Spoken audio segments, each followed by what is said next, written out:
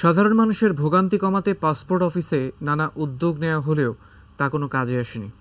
প্রতিদিন আগারগাঁওয়ের পাসপোর্ট অফিসে কয়েক হাজার লোক আসা যাওয়া করে, তার সঙ্গে পাল্লা দিয়ে বাড়ছে দালালের সংখ্যাও। মাঝে মাঝে অভিযান চালানো হলেও ভোগান্তি রয়ে যায় আগের মতোই। আলমগীর অপুর রিপোর্ট। রাজধানীর আগারগাঁওয়ের এই পাসপোর্ট অফিসে প্রতিদিন যে পরিমাণ মানুষ পাসপোর্ট বানানো, নবায়ন ও ছবি তুলতে আসেন, সে তুলনায় সুযোগ সুবিধা অনেক কম।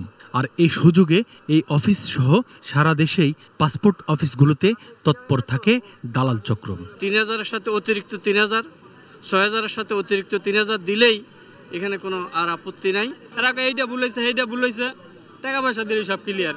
ভুক্তভোগীরা বলছেন, বাইরে দালাল, আইনশৃঙ্খলা বাহিনীর সদস্য আর ভিতরে কিছু অসাধু কর্মকর্তা অসহনীয় করে ফেলেছে এই সেবার জায়গাটি। ভিতরে যদি কাজগুলো সঠিকভাবে হয় তাহলে কিন্তু লাইনগুলো এতক্ষণ থাকার কথা না।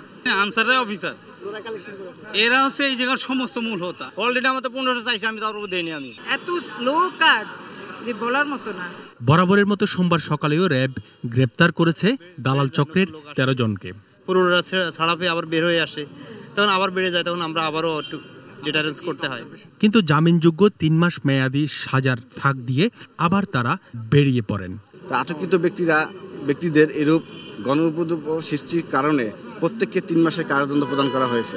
গ্রেপ্তারকৃতরা বলছেন, এখানে একটা বড় চক্র কাজ করে। এখানকার যারা লোকাল আনসার মানসার আছে এই পর্যন্ত আঙ্গ পরিচয়, এরপরে তারাই জানে। দেখা যায় একটা জননিবন্ধন মনে করেন ভুয়া, সেটা একটা চ্যানেলের মাধ্যমে সেটা জমা হয়। দিন যতই যাচ্ছে পাসপোর্ট একটি অনিবার্য বিষয় হয়ে উঠছে সব নাগরিকের জন্য।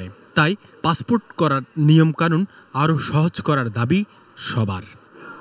এসব সাধারণ মানুষের ভোগান্তি কমাতে র্যাব আজকে যেসব দালালকে ধরেছে, এখানকার ভুক্তভোগীরা বলছেন যে এখানে আরও বেশি বড় বড় রাঘব বোয়াল আছে, যাদেরকে ধরার আসলে কেউ নেই। আগারগাঁও পাসপোর্ট অফিস থেকে আলমগীর অপু, এটিএন নিউজ, ঢাকা।